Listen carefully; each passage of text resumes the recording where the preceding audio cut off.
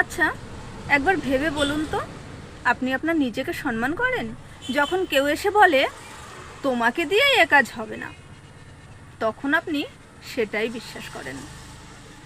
আপনি যখন বড় কোনো স্বপ্ন নিয়ে সামনের দিকে এগিয়ে যেতে চান, তখন কেউ এসে বলে ছেঁড়া কাতায় শুয়ে লাখ টাকার স্বপ্ন দেখো না। তখন আপনার স্বপ্নগুলো কাচের মতো ভেঙে আপনার চারিদিকে ছড়িয়ে পড়ে।